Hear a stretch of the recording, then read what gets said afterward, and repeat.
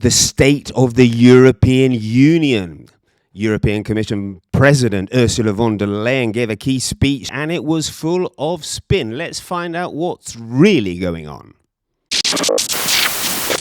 Hi, this is the Russell Signal Studio and this is the Interference Podcast. I'm here with Alex. My name is Justin. Alex, what did you think to this State of the Union speech? She's a bit like a one-woman spinning top, isn't she, our Ursula? Well, what's remarkable is everything she said seems to point to an even more dystopian future. And this is what the EU is so very good at doing. They see a crisis as an opportunity to power grab. And I think the top line really from everything she's saying is exactly that. The EU want more competences. They want more powers. They represent the exact same people protesting against them. They want more bureaucracy. They've proven themselves time and again to be utterly impassive when it comes to the way that they deal with actual threats. They create problems out of problems. And it seems to me that that's really been the theme of everything she had to say in the state of the EU. And I tell you this, Ursula, the state of the EU isn't particularly very good. Did you hear the claims regarding health misinformation? I thought that was quite ironic. She said, "As a medical doctor by training, I'm appalled by the disinformation that threatens global progress on everything." Hold on. Didn't we have some kind of issue with Mrs. von der Leyen and her health messaging last time? You remember that one? Oh, I remember that. The WhatsApp messages that were never revealed because she seems to have an inappropriate relationship with people from Pfizer. At the very least, there is a conflict of interest there, but we'll never know how close and deep that relationship is. But what's remarkable, of course, is I remember during the COVID crisis, the flagrant attacks on AstraZeneca, basically saying that this vaccine is going to cause all these harms and deaths. And at the same time, of course, she's there sort of having a cozy relationship with Pfizer. But then when Britain, because they were able to sign a lot of independent contracts with big pharmaceutical companies being out of the EU and sharing that responsibility, when Britain were able to get vaccines in arms first, this mad woman wanted to go as far as sending the army in to storm warehouses in the Netherlands where consignments of vaccines were being shipped over to the UK. I mean, it's absolutely incredible that she has the audacity to turn around and talk about health misinformation when she acted like an absolute psychopath during COVID. Here's another one. We must protect European farmers. Farmers have a right to a fair price for their food and a fair profit for their families. We will therefore review the implementation of our unfair trading practices legislation. When she says something, you might as well interpret it as meaning the opposite. The European Union has just actually struck a deal with South American countries, which will result in a lot more cow meat, beef and what have you, actually entering the EU. It seems like politicians say one thing when the opposite is the reality. Is that how it struck you? Let's look at the EU's agricultural policy, the infamous CAP, and all the harms it has caused to farmers, whether it be regulations on the length of a bean or the bendiness of a banana or which pesticide you can use. It has tied farmers up in knots. Then, of course, you're talking, of course, about the Mercosur deal with the South Americas, who mowed down planes and planes in the Amazon rainforest in order to graze cattle and don't have the same sort of standards that we do as Europeans, allowing all of that cheap meat to flood the market. Oh, don't you worry about climate change. It's just the Amazon rainforest we're chucking down. I remember very clearly it was the farmers who were spraying things like the European Commission building in Brussels because they absolutely detest the regulation and the stranglehold that comes out of the EU. And throughout history, the Common Agricultural Policy has caused so much damage. It has been so controversial. When it seems to be working, it is overbearing and makes farming unprofitable. Where it should be holding together proper standards for food safety, you end up with something like the donkey meat scandal, where it emerged that meat was travelling across so many countries in its provenance that by the time it got to countries like Britain inside a Finder's crispy pancake, it was packed full of eel and untraceable mule. I mean, this woman standing up saying we're on the side of farmers is almost laughable. Less paperwork, less overlaps, less complex rules. Our proposal will cut 8 billion euros per year, 8 billion cut of bureaucratic costs for European companies. In fact, that brings me on to bureaucracy, because as always, we get the "we're going to cut bureaucracy." I mean, that's just not going to happen, is it? Because this place, Brussels, this lovely, lovely town, I mean, in the EU quarter, bureaucracy is oxygen to these people, isn't it? Let's face it. Well, the EU represents actually the sort of bureaucratization of supranational governance. It is the sort of crown jewel of all the sort of treaties and regulations that no one voted for, that no one debates, that nobody gets to amend, and certainly doesn't have any sort of democratic recourse properly to its citizens, as tying up the West into stagnation and managed decline. I mean, is there a problem? Brilliant. Let's set up another office. Let's appoint another commissioner. Let's pay someone £150,000, all expenses paid, to go on yachts and have shadowy deals with 30,000 corporate lobbyists. Let's create cracks and tracks of legalese that anybody could fail to understand. And then let's once a month get a load of people who clearly have no idea how the systems work because they're locked out of it to be part of a performance art in Strasbourg where they vote en masse for stuff that they half the time have no idea what it even is. It makes a mockery of the seats of civilization, the seats of democracy, of Western Europeans who really are responsible for spreading democracy throughout the world, and now find they are being denied it because of this bureaucratization. Here's another one. Let's take action. We know what that means. Let's have another meeting. Let's set up a high-level group. Let's set up a roadmap. Action in Brussels doesn't actually mean action. It means let's talk about doing something, doesn't it? You are here. And yet, right, yeah, the thing is, you're absolutely right. They drag their heels when we really need them to move quickly, whether it's applying sanctions to Russia, whether it's dealing with the migration crisis, which is really tearing Europe limb from limb. They do nothing. They don't know how to respond. They prevaricate. They talk about international law and treaties and how difficult it is. And yet when we don't want them to act, they're very capable in 24 hours of deciding they're going to raid the bank accounts of people in Cyprus or place austerity measures on Greece and kick out democratically elected leaders because their crazy single currency project is failing. So really, there's a sort of two different forms of Europe. There's the bit that doesn't get anything done when we desperately need to address a crisis, and there's the bit that acts like a crazy tyrannical, banana republic regime leader at the exact moment you want them to do a bit of navel gazing. We need more capacity to monitor and detect information manipulation and disinformation. So we will set up a new European Centre for Democratic Resilience.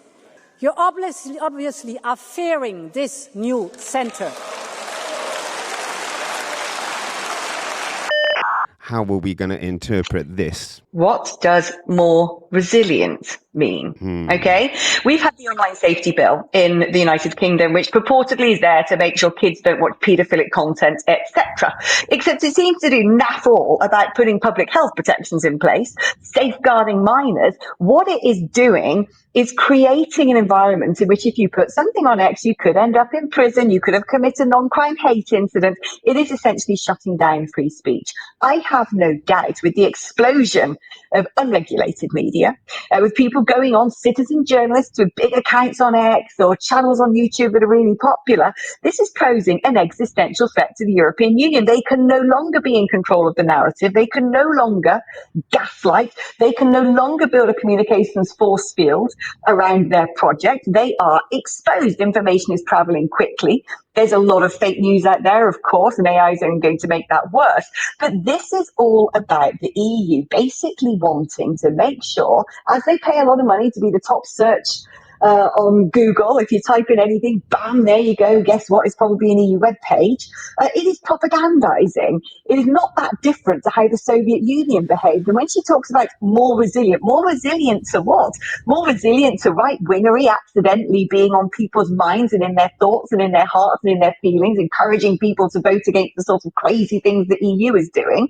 I actually find it deeply, deeply worrying. It's like she's sort of setting up an Orwellian Office of Information communication or newspeak to actually make sure that we carry on being gaslit, that we carry on being lied to, and the EU therefore is completely unaccountable. That sends a shiver down my spine, Justin. Right. Well, and of course, at the same time, if you say the right things, you get a load of money. I mean, they're already pumping millions here in Brussels into very nice new publications staffed by very attractive young ladies and young men who are saying the right things. I'm wondering, Alex, if we're on the right side. If we were on the other side, we would have our pockets full of cash. Yeah, we would. But do you know what? Just you can see the tide is turning. You just have a look at the waves of populism erupting all over Europe now. The extent they're having to go to try and hold this back. I mean, this is France are now paying the price for those botched snap elections where they forced a sort of crazy left-wing coalition to keep out Rassemblement. You know, we're seeing the consequences of this overreach to try and prevent democracy, populism, and accountability, and it's not working, which is why they're scrambling, and it's why they appear to be in desperate measures. So they can throw as much money at the situation as possible. They can create new offices. They can come up with new legalese. They can talk about, oh, we're doing this to provide resilience.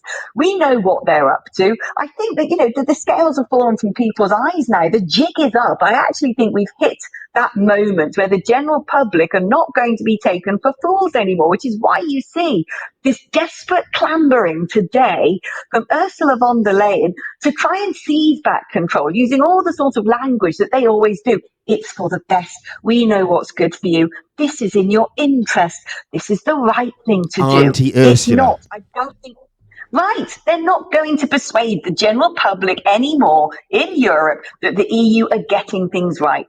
Right, let's do 2 minutes on Russia, because she was very aggressive on Russia again. This first subject she brought up, and it was all about fight.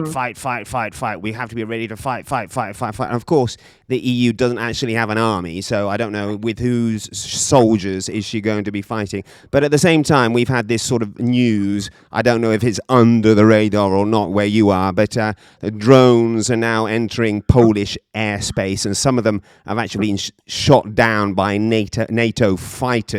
What's your assessment of where we are? Well, it's interesting, isn't it? So 2 things there. Ursula von der Leyen, who's the most disgraced defence minister Germany ever had, decimated the armed forces by misappropriating funds and spending things on all sorts of crazy things. Also, as a defence minister, you have a purview of what's in the national interest. And this was going on at the same time that Germany was desperate to build Nord Stream 2 to stay attached permanently to the teat of Russian gas. And also she was the European Commission president when we had 6 months of prevarication over whether we should even apply sanctions to Russia after they invaded Ukraine, because big member states like Germany were so heavily intertwined to the Kremlin. So now to turn around and go, we've got to fight, is a bit rich coming from the woman who didn't seem to have any fight, not even in her little finger at the outbreak of the invasion. So, you know, again, it is this sort of strange newspeak, this flipping on the head what is actually the truth of the situation that the EU and people like her are so famous for. Now, when it comes to the drones going into Poland, nothing happens by accident, does it? I think that, you know, did they stray into the wrong part? Did they slip over the border? I have a feeling that there might be room for some incompetence, but I think that this is a provocative gesture by Vladimir Putin. I think Poland are absolutely right to unleash Article 4 and call an extraordinary meeting to discuss this, because at least you've got, I mean, Poland has always said, hasn't it, to Western Europe, when you share a border with Russia, when you grow up with the Russian bear as your next door neighbor, when you have escaped the clutches of the USSR, you know what you're dealing with, and you take it seriously. And I back Poland all the way on this. And I think the EU has been disgraceful in handling the situation. I think America is right to call out the fact that Europe has not been funding its defense properly. It's not been taking geopolitical threats seriously. It's making the same mistakes of mass migration from the Middle East as it has done with Russia, which is this idea that everything's all going to be jolly and good if we're just the nice people. You're underestimating how bloodthirsty and savage some of these leaders and some of these nations are.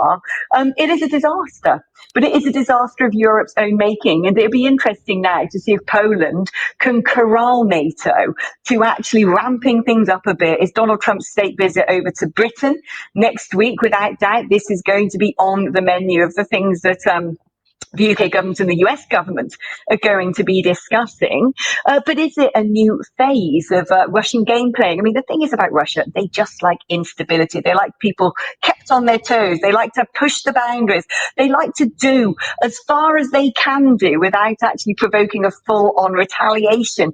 It is sort of like tugging pigtails in the playground. So I have a feeling that those drones didn't end up in Poland because the navigation system Right, let's face it, you might have been able to get away with that excuse if there had been one drone or two drones, but there were more than a dozen of them, weren't there? So it looks a bit... They know what they're doing. They know what they're doing. Listen, there's one more subject here that I spotted in the speech, and that was about cars, e-cars. Von der Leyen was saying, let's build up a European e-car industry. Cars are the pillar of our economy and industry. They are our European pride. Millions of jobs depend on it. Millions of Europeans want to buy affordable European cars. So we should invest in small, affordable cars, both for the European market, but also to meet the surge that we see in the global demand. I believe Europe should have its own e-car. Let's face it, that market's already gone to Asia, hasn't it? We're importing masses of these Chinese e-cars now. Is there any chance of a homegrown European e-car industry? Of course not under EU regulations and EU energy bills and all the rest of it, not under the self-flagellation at the altar of net zero. I mean, this is 20 years too late, Justin. 20 years ago when I lived in Ghana, I talked about the Chinese getting access to mineral resources because they were building roads over in Africa under the Belt and Road Initiative, while all the same time, the EU were more interested in trying to forge these anything but arms deals, which tariff-stripped African countries, decimating their economies, flooding African nations with cheaper EU grains, which really sort of upset their domestic markets, allowing multinational companies like the Nestle's of this world to write all of the non-tariff regulations on things like bendy bananas and pesticides and working rights and all the rest of it, which African producers couldn't possibly subscribe to.